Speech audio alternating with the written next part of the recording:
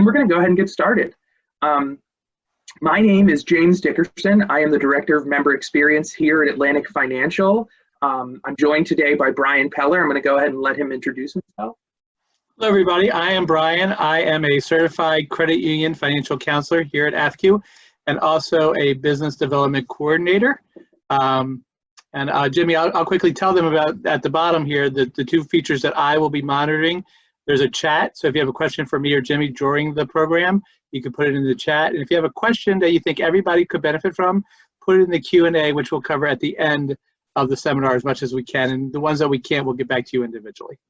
Yeah, and go ahead and, familiarize yourself with the chat, because we may at certain points during the seminar say, enter in the chat your thoughts on this, and we might share those thoughts. Or if you have any thoughts or feelings, or as I like to call them, emotional outbursts that you'd like to share, you can put them in the chat also. That'll just go to me and Brian, and we can get a laugh out of it with you, or we can keep it to ourselves as well. Okay, so let's go ahead and get started. Today we're going to be talking about budgeting and savings. Before we do that, let me say this. We are using technology today, and you guys may or may not have looked out your windows and seen that we are having weather. If for some reason during this seminar we get disconnected as a result of weather, Brian's power was out just a little over an hour and a half ago, came back on thankfully before we started. If we do get disconnected, I have all of your email addresses. I will get in contact with you about rescheduling this session. We also have another session of this scheduled for Monday next week, and we're also hosting a second portion of our financial literacy program, the Understanding Credit, next week as well, which will come out in an email after today's session, where you can register for that if you're interested in learning more about credit or how to build good or better credit. So let's talk about what we're here to talk about today, right? Budgeting and savings. When we talk about budgeting, a lot of folks feel like budgeting is a constriction. It's a restriction on what they can and can't do. But budgeting is really about setting yourself up for success and getting where you want to go, achieving the financial goals that you have set for yourself. That's really what we're going to talk about today. Brian, do you have anything you want to add to that? No, that's exactly it. I would add that after this session is over, you're going to get some budgeting tools by email, so don't feel the need to write down every little thing we talk about today, because you will be getting some handouts emailed to you. Absolutely. We're going to give you a full set of documents that can help you start your budget and set you up for success. So let's talk about why we budget. We talk a little bit about what budgeting is, but why do we need to do it? We need to budget so that we can live within our income limits. Brian and I talk a lot about how most Americans are either living paycheck to paycheck, or they're just living outside of their means. And budgeting is really about how can I live within my limitations of what income I'm bringing in. Another thing that we're going to talk about is how do we reduce our reliance on credit? If we are living outside of our means, that means that money's coming from somewhere. Unless, you have a tree in your backyard that you get it from, we're using credit somehow to finance those additional expenses that were outside of our income limits. And if you do have that tree in your backyard, please call me and let me know, and we can certainly stop by and visit, and I'll just take a little, and then I'll on my way. I'll move in underneath the tree. What are you talking about? And then the last thing we're going to talk about is saving for the things that you want. That's another reason why we're going to budget. It's not so we can just make ends meet, but it's also about how can we save for the things that we want to do, that Disney vacation that we want to go on, or that large purchase that we want to make. Yeah, all good points. So how do we budget? We know what a budget is, and we know, why we need to do it, but how do we even get started? And if I asked you guys a little bit about that, what's the first thing you would do if you were starting a budget? You can respond in the chat if you'd like. What is the first step in starting a budget?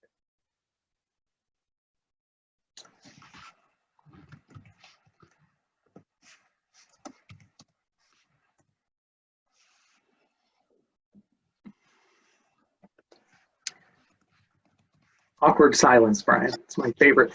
It's my favorite. Look, someone says, look at my expenses. That's definitely something we need to do when we're looking at our budget. Second person for the expenses. Look at my salary. Yeah, that's absolutely right. We need to look at what we're bringing in, right? And then someone, the person who says looking at my expenses then says, then my income. Yeah, absolutely. That's so. Let's talk about what we say at Atlantic Financial, and when we talk about financial literacy, where we really need to start. And someone got it already. We start with our income. Now, why is it important to start with our income? We definitely need to look at our expenses. We definitely need to put them in our budget. But why do we say start with our income? The reason why we say that is because if we've listed out all of our expenses and we've gotten to the end, and then we add in our salary and we realize, I don't make enough money to pay for all these things, it's a lot more difficult to remove something you've already factored into your life as I'm paying this, I'm spending this money, than it is to factor in my income and start listing off my expenses and then start to realize, oh, I don't know if I'm going to have enough for that, or I'm not sure if I'm going to have enough for that, and make those decisions sooner, as opposed to I've already factored in that I'm going to spend the money on X, Y, and Z, but I don't make enough to support that. So we always say start with your income. And maybe we should have mentioned this earlier, but this budgeting process, it's not a one and done. It's a living document that you should revisit on a regular basis. So that's why we're saying start with income here, because when you first do it, you have to do both sides almost equally. But as you're living with your budget and you're reviewing it, on a fairly regular basis, you always want to look at your income and see what's changed. Absolutely. And like Brian says, your budget is a living document. It's something that needs to be fluid. It's something that, you're going to be revisiting monthly, quarterly, maybe, but, usually more regularly, like monthly or semi-monthly, so that you can keep track of, okay, I budgeted to spend this much money and I did spend that, or I overspent here and I underspent here, tracking those things to make sure that you're on track to meet your short-term and long-term goals. What else? What do we talk about when we talk about income? That's any money that's coming into your budget. Okay, so that can come from your primary job. Somebody mentioned salary in the chat. That's definitely something we're going to list as income. Something else we list as income is part-time jobs. Now, this is important for hourly folks who are full-time or hourly folks who are part-time. We don't want you to factor in I work 40 hours a week if you're only getting 38, 39 hours a week sometimes. Or if you're working part-time and you average 15 hours a week, but there are some weeks you're only getting 10 or 12 hours a week, then we want you to use that 10 or 12. Or if you're full-time and you're only getting 38, we want you to use that 38, because we want to focus on what we know we're going to get. And then if we get extra, then that's extra money we can save. But we want to live within the reality of what it is that we're bringing in. Right. We want you to be conservative, and we want, or what you should do is, it's your net income, what you bring home, not what you gross after all your deductions on these jobs, what it is that you actually bring home. Yeah, absolutely. You don't want to factor in money that you're not actually receiving. And then the other thing is that you want to think about things like child support or alimony. If you rent a room in your house or you rent a property that you own, rental income. And you also want to think about Social Security income if that's something that you're receiving. Now, all of those things, you only want to factor in the ones that you're receiving on a regular basis. So if you have a rental property and you only receive the rent sometimes, that might not be something we want to add into our budget because it's not something we can count on. So we want to make sure that there's consistency in the income that we're using. Right, and the point of that is that, especially with rental income or any kind of income where you have an expenditure, you might have a mortgage on that other house that you're renting or maintenance you have to do. You want to be able, if you're not getting that regular rent, that's an action point, right? We need to either get the rent regularly, or maybe we need to think of disposing of that expense if we can't make it work. So that's why we don't want you to put down rent if you have tenants that aren't paying or the place is currently not being occupied, because you don't really get, that's the dream. You're not really getting the true picture of what it is doing to you financially if you just put it down without actually receiving it. Absolutely, Brian. Thank you. So now let's talk about expenses. So we've listed out all of our income. We've got that number. We know what we're getting regularly on a monthly basis. So then we're going to talk about our expenses. And we will split expenses into 3 categories. Your first category is going to be fixed expenses, expenses that are necessary and that stay the same amount. And both of those things need to be true in order for it to be considered a fixed expense. It's necessary, and the amount doesn't change. And we define the amount not changing as a 12-month period. So my amount will not change for 12 months. So something like your rent, your rent can go up every year, but for that 12-month lease that you're in, that rent amount is going to stay the same. Same thing with a mortgage. Your escrows can adjust, so that payment can fluctuate on a yearly basis. But for that 12 months, it's going to be this amount. Then we talk about our flexible expenses, expenses that are necessary but can fluctuate. So the example I love to use for this is your BG&E bill.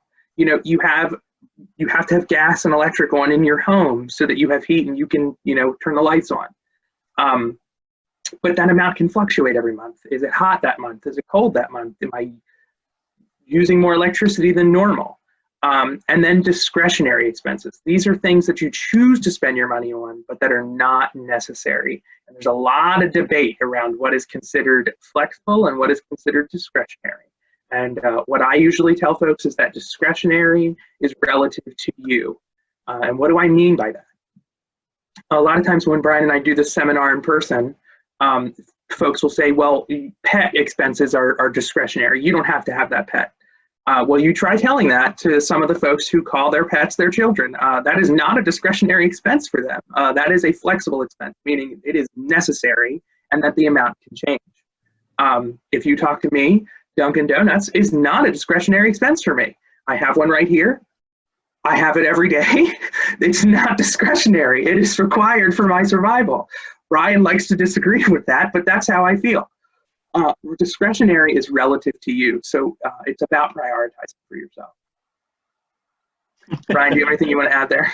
I'm not sure if this is the place or not, but yeah, discretionary is our thing, and that's the one thing about budgeting, right? Too, is that if you enjoy going to, as I call it, the fancy coffee place, or Dunkin' Donuts, which I don't think is a fancy coffee place, if you cut it out to save money, you're going to be miserable in your budget, and your budget is doomed to fail. So it's important to try to balance it. So maybe, if unlike Jimmy, instead of going 3 times a day, maybe you go once every couple of days or twice a week in order to save some money, but also give yourself, a reward or, something that you enjoy. I say this at my own peril. Jimmy's my boss, so if he doesn't have a lot of coffee in him, I usually get hollered at. But it is. I don't holler. I just get not as nice. If you guys want to use the chat feature, why don't you list one? This will be fun. List one thing that you think is necessity, but that other people might think is discretionary. So one thing that you spend money on regularly that somebody else is going to say that's not a necessity, but that you say to yourself, no, I need that. Somebody says that's my problem right there. Are you talking about coffee? Somebody says their hair. Absolutely. For certain, for certain folks, their hair is an absolute necessity. Brian and I talk a little bit about this sometimes. Ways how can you, and it's not my place to tell you what to do with your hair, but how can you limit those expenses? Do you pick the most expensive place to go? Do you pick the most expensive style? Something that requires professional maintenance on a regular basis. Somebody says, my problem is I cut out all the fun and then I'm miserable. AMC Stubbs A-list. Somebody likes to go to the movies. You know what? If that's your thing, that's your thing. But let's build it into the budget in an effective way. Let's see if we can't cut something else or renegotiate an expense somewhere else to factor that in. So I want to go back to my problem is I cut out all the fun, then I'm miserable. And that's right. And those budgets don't work. You can't cut out all the fun. Does that mean, and this is, I'll go take it to the hair level, does that mean you go to Claude's House of Poof hair? No, maybe you go to hair cuttery. I try to make my boss laugh. You go to hair cuttery. Or, there might be a happy medium, or maybe you don't go get your nails done every week, maybe every other week. Again, you can't cut out everything you want to do, because then you won't do it. I mean, we're all creatures of habit, and we all want to feel good. Sometimes we use money to feel good when we shouldn't, but we do. And you can't just say no more. And just like dieting, you can't say I'm cutting out every chocolate cake. No more chocolate cake. I'm a chocolate cake fan, because 2 weeks later, I'm eating an entire chocolate cake instead. So it's the same thing. You can't cut out everything that you like to do, regardless of what your income situation is. Yeah, it's the all things in moderation mentality of, you have to set goals and you have to reward yourself for meeting those goals. And they have to be reasonable. The expectations you place on yourself have to be reasonable. So let's talk a little bit more about the expenses. This is just a list that we have here about what are fixed expenses, flexible expenses, and discretionary expenses. Fixed expenses are things like your rent, your car, your mortgage, your car insurance, things that stay the same every month. Flexible, credit card payments, they can go up or they can go down, especially the minimum payment. If that's what you're making, your minimum payment is going to go up when you spend more money on the card, and it's going to go down as you pay it down. Should you be making your minimum payment on your credit card? No, always pay more than the minimum payment, unless for some reason you can't, which we'll talk about later. Your water bill, that's going to be different every time you get it. Gas for your car is probably going to change depending on where you're going and what you're doing. How many times are you going to the movie theater with your AMC Stubs A-list pass? Your gas cost is going to change, right? Groceries, that's a necessity. You have to have those. Things that are discretionary, movies, dining out, Netflix, Hulu, Disney Plus, even though that's what we're all surviving on right now. Hobbies, recreation, libations, that's what sort of things are you doing recreationally? And the barber and the salon. Now, barber and salon always starts a debate. And that debate is it discretionary? And what Brian and I talked a little bit about. You have to get your hair done. I mean, most of the places we work are going to give you a real hard time if you don't do something with your hair, even though right now we can't do anything with our hair, but you got to do something, right? But are we going to the most expensive place available? Are we getting the most high maintenance hairstyle we possibly can that needs professional maintenance on a regular basis? Really scrutinizing that expense can be helpful. It's good to be an old bald guy. I don't Not a lot to worry about, Brian. Not much to worry about. So what do we do when we've listed out all our incomes and our expenses? What do you think we do next? Well, first of all, when I did not know this was the next slide. First of all, before we do the next step, we also need to think about our regular expenses, but then we need to budget for the unexpected, right? So how are we building into our budget things like vehicle repairs? What are you going to do when your catalytic converter goes up in your car? I use catalytic converter in my example. I don't think that's a thing anymore. Only car part that I know. And I don't think they exist anymore. I don't think they're in cars anymore. Well, I know I had one replaced once, Brian, and that's all I know about it. Or when you need new tires in your car, are you budgeting for that oil change you need to get on a regular basis? Or are you just trying to figure it out when that expense comes up? Go ahead, Brian. And I was going to say that that's we'll talk more about that, but that's where your emergency savings comes into place. And I think later on we have another slide about savings. So yes, we are absolutely going to talk more about that. So after we're done with our expenses and our income, what do we need to do? We need to do the math. We need to subtract all those expenses that we listed from the income. And then what's going to happen? We're either going to have a positive number, we're going to be positive, or we're going to be in the negative. If we're in the positive, what does that mean? That means we make enough money to support ourselves and we have more money to save, or we have more money to put towards things that we want to do. If we're in the negative, we have a whole nother conversation we need to have with ourselves, right? So whether you're positive or whether you're negative, you need to prioritize your expenses.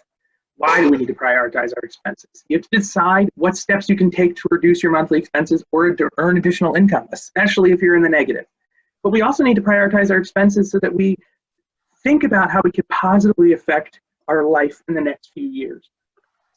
Even if I have a positive number after I subtract all my expenses, what can I do with that money to benefit myself short-term and long-term? And what can I do to set myself up for success?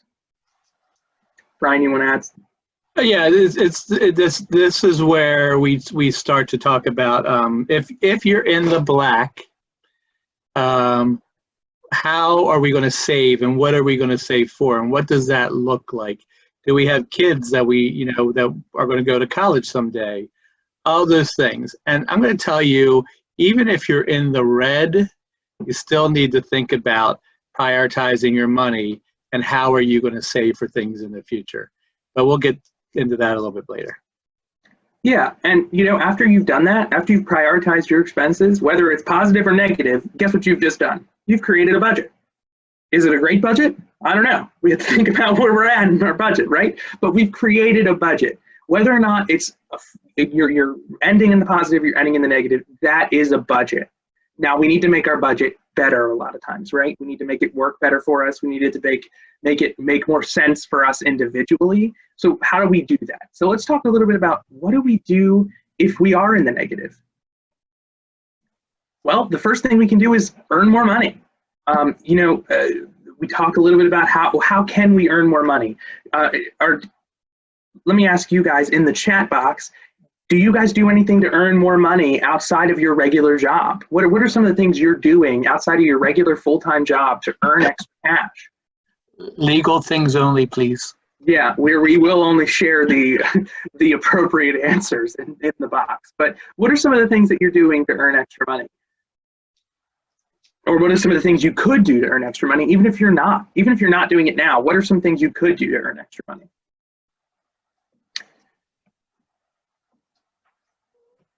A lot of times, we talk about this in sessions, and we talk about side hustles. What sort of side hustle can you add to that's the term Brian likes to call the young people term. But what is the side hustle you can add to your main hustles? Brian, you're only sending that message to me. You can drive for Uber. Somebody says DoorDash. Yeah, absolutely. What's a big thing right now? Shipt and Instacart. If you're willing to risk it, go to the grocery store for other folks and shop. That's not us encouraging you to do so, but no. And this is an interesting. At this point we should talk. This is an interesting time, because a lot of part-time jobs don't exist right now. A lot of people lost their part-time jobs. A lot of people lost their full-time jobs. So this seminar is really speaking about during normalization, but you still need to do a budget during this time, because you still need to know you're still getting unemployment insurance, or you're still getting other things in, and this is a great way to see how else can we get some income. And if you're in good health, then there's nothing wrong with doing Instacart or Shipt or DoorDash or any of those things. But I'm the old guy, so I'll play grandfather here and just be like, I just want everyone to be careful with what they do and be safe. Yeah, absolutely. And Brian's right. A little bit of this seminar is about what do we do in normal times. Because, like, for example, one of the answers that we have here is ask for a raise. Not the best idea right now, probably, to ask for a raise. Somebody on here is talking about YouTube has some great ideas, such as teaching English or being a transcriber or customer service job. Things you can do from home, especially right now, that might earn you a little bit extra cash. There are websites that pay you to do surveys. I know folks who do mystery shops earn a little bit of extra cash. I have to tell you, I just talked to someone, a friend of mine, who is doing the English as a side business right now for some extra money. They're a teacher, but they were telling me you don't need to be a teacher to do this English tutoring. And it's great. She does it from home on her computer. And she does it at night and on the weekends, and she's making some decent money doing it. So that is a great thing. Anything like that, there's a lot of from-home jobs. I will tell you that the person who's looking for additional ideas, there is a Facebook page, if you're on Facebook, called Rat Race Rebellion, that is full of work-at-home jobs, and it's a legitimate site. Now, you need to still vet those people that are posting on their jobs to make sure they're legit, but that's a good place to start. Yeah, and I have a friend who just started doing WAG, which is like the dog walking service. And she basically, like, they put a lockbox on their door, and she goes to people's houses and walks their dog, and she gets to do exercise and walk a dog and play with the dog and earn a little extra cash all at the same time. She is apparently making some pretty decent money just walking dogs. So there's lots of ways that you can earn extra money, and that's one way to start. If you get to the bottom of your budget and you have the time or the energy or the desire to make more money, then there are ways to do that. Is that the right answer for everybody? Absolutely not. So let's talk a little bit about what else we can do. And what else we can do is look at lowering our expenses. So how do we lower our expenses? Well, Oh, Jimmy, real fast. Go ahead. The person who said that I'll get that information and I'll email it to you. I don't remember the name of the organization she works for, but I'll find out and email it to you. Perfect. Sorry, Jimmy. No, it's okay. So how do we lower our expenses? Well, the first thing we can look at doing is cutting expenses, things that are unnecessary. We all have that subscription service that is, and Brian used this term yesterday, vampire expenses that we don't use anymore. Not all the fun things. Whoever says stop that. We're not saying cut out all the fun things. I'm talking about that one subscription service that you have that you never use, or you don't even realize is charging you, or you use once a month maybe, or the Netflix account that you keep because your kid somewhere else is still using it and you don't even use it, but they use it. Make them get their own Netflix, all right? Stop paying for their Netflix. Yeah, as Jimmy has young children, but as I have older children, and I have Netflix that only they use. I am a Disney Plus and a Hulu guy, and it dawned on me, they're making all this money and paying no bills. So I told them they got to get their own Netflix, because why? You know, if they're old enough to have income, and they do have income, we really need to start teaching our children to budget themselves and have, pay their own bills as well. So that's my 2 cents on that. Absolutely. Tough love, Brian. What else can you do? What else can you do? We can refinance loans. We don't typically recommend refinancing unsecured debt into unsecured debt, but if we can lower the interest rate that you're paying and save you money every month or pay it off faster, that's something that could benefit you. Something else that might benefit you might be refinancing your car. A lot of people don't even realize that they can do that. You don't have to be stuck with the loan that you got when you bought it. Your credit could have improved since then. You could make more money since then. You could save a significant amount of money monthly by refinancing your car, or sometimes in some cases refinancing your home. You can consolidate. Go ahead, Brian. No, go ahead. I was going to do a different topic. Go ahead. You can consolidate debt. So you can take credit cards that you have and consolidate them into a home equity or a fixed payment loan so that you can lower your payment or lower your interest rate. I want to caution. Yeah. Go ahead. I want to caution people on the consolidation thing. That only is a good idea if you then close the accounts, close those credit cards, because humans are creatures of habit. If you consolidate all those loans and still have all those credit cards open and available, sure enough, 12 months from now, they're all going to be charged back up. And now you have the old bill that you're paying in a consolidation loan and the new bill right back where you were. So you're in a worse shape. So we recommend that anything that you can, if you put something in a consolidation loan, you close the account that you're consolidating. Absolutely. Something else that some folks don't think about doing is you can shop your insurances. You can shop your renter's insurance. You can shop your homeowner's insurance. You can shop your car insurance and potentially reduce those payments. Some insurance companies offer incentives for switching to them, and that's a temporary credit, or some just have cheaper rates for certain individuals. There's lots of ways that you can save money monthly that way. And you can also think about switching carriers. So you can switch your cell phone carrier, or you can switch your cable provider, or you can switch your internet provider and potentially lower those expenses as well. All things to think about. And not once did we say cut it out, right? Not one of those ideas was just to get rid of it altogether. I did say cut unnecessary expenses. Well, that was the first one. But we did not say cut all of the fun expenses. Right, not all of them. We didn't say cut all of them. I said to cut your vampire expenses, the ones you're not using, or the ones you use very rarely. Okay. Let's take a look at what our budget should look like. And this will be in the email that we send you, and it seems to be really enlightening for a lot of folks. This is the budgeting pie. So this is what the recommended percentage of your budget should be spent on each individual section. So you should really only be spending 25 to 35% of your monthly net income on housing. So if you're bringing in $3,000 a month, your rent and utilities, your rent should only be $1,000 a month or less. Should really be closer to, like, can't do that math, $750 a month. That's the number. Thank you.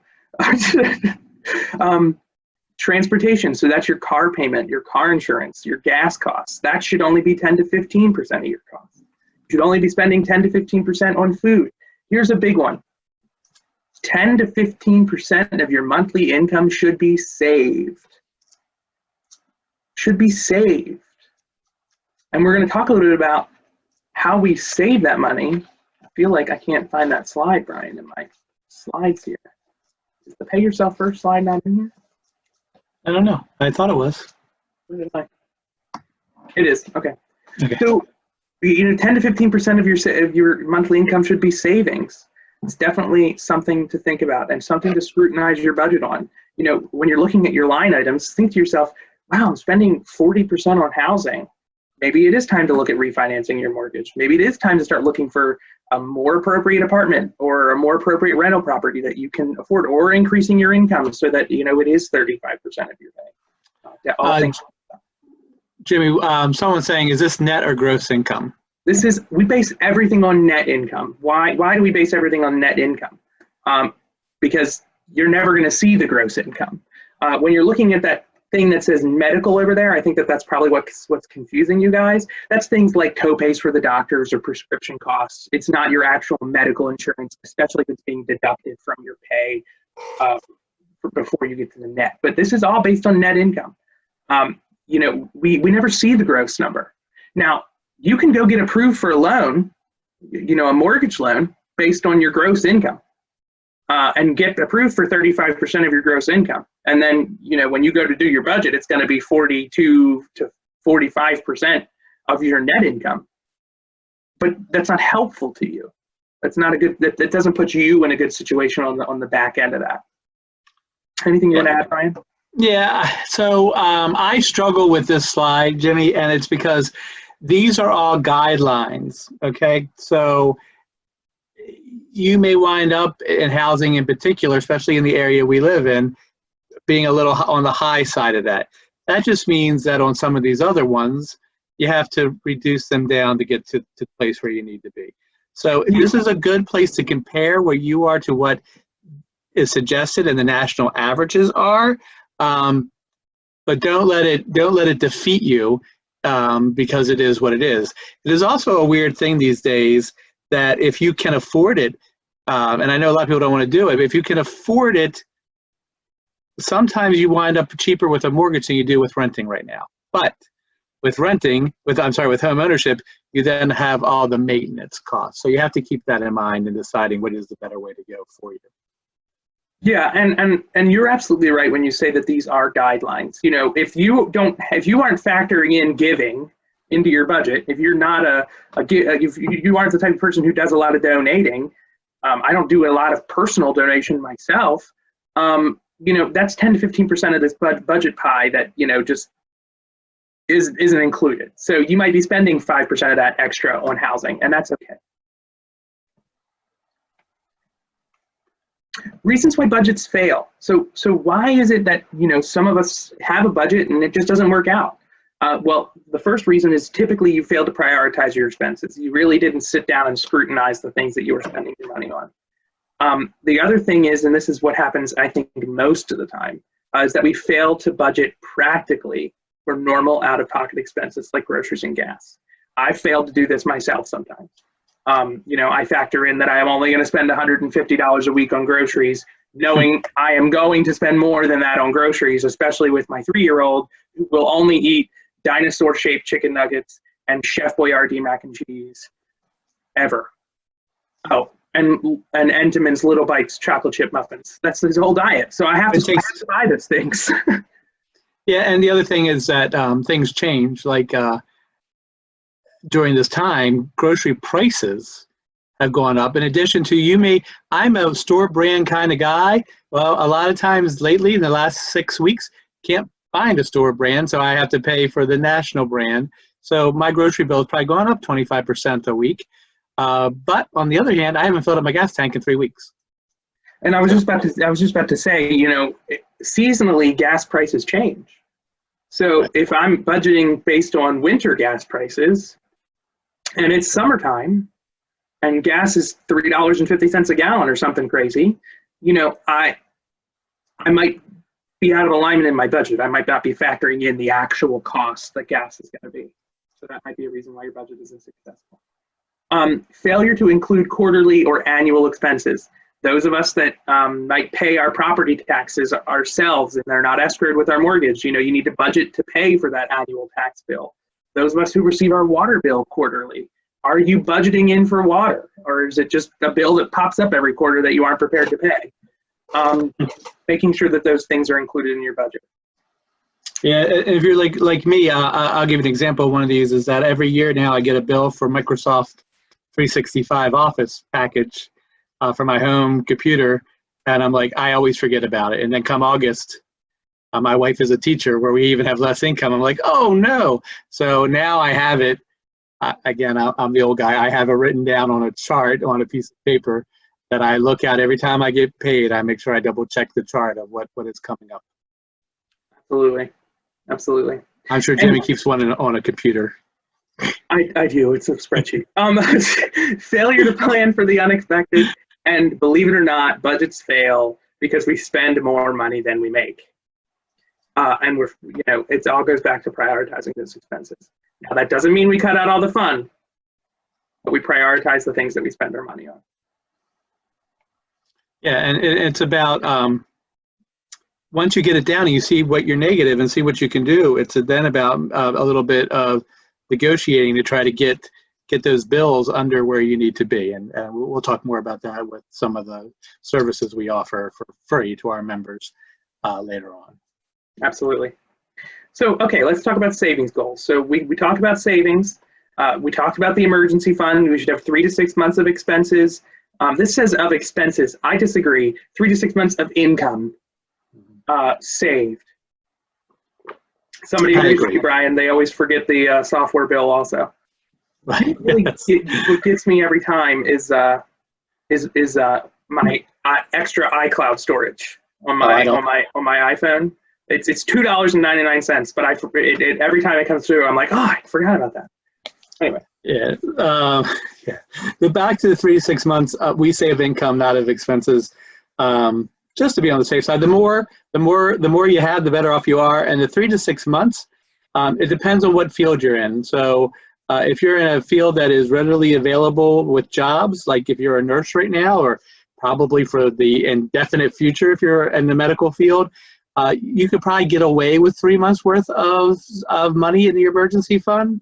If you're someone that works like in retail, if you're a retail store manager, which was already going through a contraction before this whole mess happened, you probably need 6 months or more of money in the savings account in the emergency fund. And that is, that's just a guideline. Again, if you don't have the ability to get the 3 to 6 months tomorrow, don't sweat it. Start with something. Absolutely, Brian. And we talk about saving for holiday gifts for family and friends. Whether that's birthday, Christmas, Easter, whatever the holiday is that you're purchasing gifts for, you want to make sure that you're budgeting for those things, and that, it doesn't have to be a lot. It might be something that you make, or something that something personal that you do for them. But just making sure that you're including something in your budget for that. And saving for vacations. Putting a savings goal together for the vacation that you want to go on. It's really easy, and I've done it myself and regretted it every time, to call up your travel agent and tell them, I want to go here, plan me this trip, and then give them your credit card number and worry about it later. But it's so much gives you so much more peace of mind when you have those funds there and ready to pay for that vacation. And that there's not going to be this giant bill to pay when you get back. Yeah, I'm a huge Disney fan, and I actually have a club savings account that's marked Disney, so I can put money into it every time we get paid. So in 2021, maybe now 2022, I can go to Disney and not have to come home to a huge credit card bill.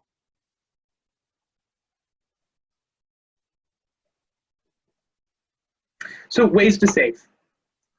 The first thing, and this is what Brian and I have been alluding to this whole time, I really think we should just move it further up in the presentation, is pay yourself first. The first line in your budget after your income should be, what are you saving? Now, people are going to be like, well, what about my mortgage? Yes, you have to pay your mortgage, you have to pay your car payment, but paying yourself, savings for yourself, is as important as your mortgage, your car payment, all those things. It's equally as important. And I know that sounds so much easier than it really is. When you're staring at a paycheck of $600 and you have $599 worth of bills, what are you going to do? But it's important to start with something. Even if you do $1 or $5 of pay, just start. Because once you start and you see the money grow a little at a time, it becomes a habit, it becomes infectious, and you want to see that grow more and more and more. So when you're figuring out your budget and you're figuring out your deficit, make sure you have money to put away each pay. And then when you talk, then you either increase your income to try to cover that, or you talk to and find ways to reduce your bills. But one way or the other, the priority has to be paying yourself some money. And by paying yourself, we mean putting it into a savings account for those emergency needs later on. Absolutely. And then the other thing that you can do to help yourself save is have an auto pay or an auto transfer from your paycheck into a savings account every month. You know, you can split your direct deposit at a lot of employers. Not every employer is the same, so check with yours, but you can split your direct deposit. You can have that $5 go into a savings account that you don't even ever see it go in, and you don't even miss it from your paycheck. You can review your insurance coverages and deductibles. So sometimes you can increase your deductible in order to lower your insurance premium, or you can, decrease insurances that way. And then there's also things like Groupons and coupons. So are you looking for the best deal when you are going to get your hair done, when you are going to get your nail done, when you are getting that oil change? Are you looking for ways to save money for those regular expenses? Definitely something to consider. Anything you want to add there, Brian? Yeah, the other thing is, if you're like using, and I'll go back to hair for just a minute, if you're using a local person to cut your hair, at a beauty salon, there's nothing wrong with saying to them, I know you normally charge, I don't even know what the going rate is anymore, $60 to do my hair. I don't have it anymore. If I promise to come every month for $50 or whatever, you can negotiate to a degree. Now, they're not going to cut your hair for a loss. I understand those people have expenses too, but it does not hurt to ask. Does not hurt to ask. Like a frequent shopper card? Yes, like a frequent shopper like a punch card. Well, I don't know. Every fifth style's free. I've heard of people also prepaying for those services, but you have to be careful. You don't want to prepay for the service and those people disappear. So that's definitely a thought. Yeah. So let's talk about tracking our spending habits. So you make a list of the money that you spend every month and examine that list and answer the questions. What patterns do you observe in your spending habits? How do you decide what to purchase? What factors what factors influence your purchasing decisions? So Brian talks a little bit about what he does in Best Buy, and I'll talk a little bit about what my thoughts are. When I first started budgeting, I read an article once that told me to freeze my credit cards in a Tupperware container. So you would put your credit card in water and put it in the freezer in a Tupperware container. Why? Because you had to wait for it to thaw out before you could use it. So you had to think about it for a little bit of time before you made that purchase. And it's just that pause, because what Brian's going to talk about here in a second is impulse buying. Go ahead, Brian. Yeah, so as I like to say, I'm a recovering shopaholic. I love electronics and I love to travel. So I would go into Best Buy if I had finally put some money in savings and see that 4K TV. I just go right on my phone. We made it very easy in the financial services world to transfer that money right from my savings to my checking and buy the TV, and I'd be back to zero. So I have to force myself to save and check with hopefully you're all members of AFFCU. If not, check with your financial institution. But we have a great add and earn CD where you can open it up with just $25 and you can put money whenever you want into it. But it's locked up for a term, 1 or 2 years. And you can't take it out without paying a penalty. And who wants to do that? And you don't see it. You can't go on your mobile phone and transfer it. So you would have to come in to do it. So I find that, and since I started that, I have saved more money in the last 6 months, 8 months than I have in the past couple of years. So, and I never notice it because I get paid. After I get paid, I take whatever $25 or $50 of pay and move it right over and never notice it. Someone just asked a question in the chat, and I actually want to answer it. Okay. Do you have recommendations on apps to use for tracking your spending habits? I know Mint exists, but do you recommend others? Here's what I'm going to say about that. Anytime you're bringing in a third party to track your spending habits, what you're in fact doing is giving a third party access to your financial information. And as we all know, anytime we give someone access to our financial information, whether or not it's that organization that compromises us, opens us up to be compromised. So I would be hesitant to involve third parties in your financial tracking. A lot of times, including here at Atlantic Financial, we have a program in our online banking called My Financial Insights. MFI is the abbreviation when you go onto our online banking, where you can do that in our online banking. It's not accessible from the mobile app, but it is accessible from online banking. And you can categorize your monthly bills and set it up to track it on our online banking. Most organizations have that service now, and I encourage you to take advantage of that one instead of using a third party. Why? Because anytime you're involving a third party, it's a risk to compromise your information. Any thoughts on that, Brian? I agree 100%. And not to muddy the water here, but even with MFI, you can add outside accounts to it as well. Again, now you're giving us access to that information, so it's up to your comfort level with whoever. And again, no one at Atlantic Financial would ever do anything, but the more your information is spread around, the more likely any kind of hack somewhere could lead to a problem. So just be careful. Yeah, and that's definitely a great idea to look into the MFI. I see your message there. I'd almost be more comfortable with adding your other financial institutions to MFI because you already have a relationship with us, than bringing in a third party who isn't affiliated in any way. And the only reason I say that is because a lot of times it's like Mint tells you that it's free. Okay, well, it exists for a purpose, and their purpose is to make money. So why is it free? Are they selling your data, like your email address and contact information, to other parties to solicit you, which is a pretty common practice? Are they using your data to solicit you themselves for other people? That's certainly a common practice.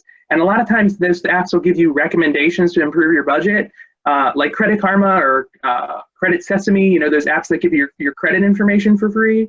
And they say, oh, we'll give you advice on how to improve your credit. And a lot of times that advice is to balance transfer your credit card to this 0% interest rate. And there's no benefit to you in doing that. It's just that's how they make their money, is to sell that ad for the balance transfer. Yes. Yep. That's feel the same way. That was a rabbit hole. Sorry, I didn't mean to go down there. That's okay. So let's talk about smart spending habits. We're going to move a little quicker because I think we're running out of time here, Brian. Yeah, I wanted to give you the 5-minute warning, but we are running out of time. So smart spending habits. I'm going to start talking really fast, all right? You pay your monthly bills. That's a smart spending habit to have. Set aside the money that you'll need for your weekly and day-to-day expenses. So what I started doing, and Brian will be surprised to know, at the beginning of every week, I buy a Dunkin' Donuts gift card on my phone, and I only spend that Dunkin' Donuts gift card in the week. And if I run out of money on my Dunkin' Donuts gift card, guess what? I just don't go. And I'm just in a bad mood for the rest of the week. What he's not telling you, that's 35% of his net pay for the week. Yeah, the gift card is $550 a week. No, it's not. You put money into a savings account. Set aside money for larger expenses that you know are coming. So if you know your house needs a roof, or you know your car needs tires, start planning for that. If you begin to earn more money, increase the amount of money that you're saving. We usually recommend that you but if you have a retirement account, especially through your employer, like a 401k or a simple IRA or whatever your employer's offering, if you get a 3% raise, put 1.5% of that raise into that retirement fund, because that's savings that you never see, and it's just savings that is going to grow. And then use that other 1.5% to either save yourself or to, increase your spending in another area of your budget. Yeah, I agree with all those. So what do we do, Brian, if we've done our budget, we've prioritized our expenses, and we've tried to make more money, and we're just still not meeting it? We're still in a deficit in our budget. What can we do? So a couple things here at AFFCU. If you're a member of AFFCU, we have 4 certified financial counselors that work at our location in Hunt Valley. We'd be glad to talk to anybody and help you with one-on-one appointments. Once we get back to in-person stuff, the better, or we can do them through Zoom. But we also have, through our website, a page called Coffee, Knowledge of Financial Education, and it has resources in English and Spanish, and it has online self-help tools and financial coaching. And the next page will show what those things are. Online, there's like budgeting tools and books and publications and calculators and webinars and podcasts. And you can chat with a financial coach. And those coaches will provide budget counseling, saving strategies, advice with your credit, housing counseling, all those kinds of things. That's all free. They also will help you do debt management, where we actually take over, or they actually take over the payment of your bills. There is a fee for that, but the fee is much lower than what it would be through a for-profit company.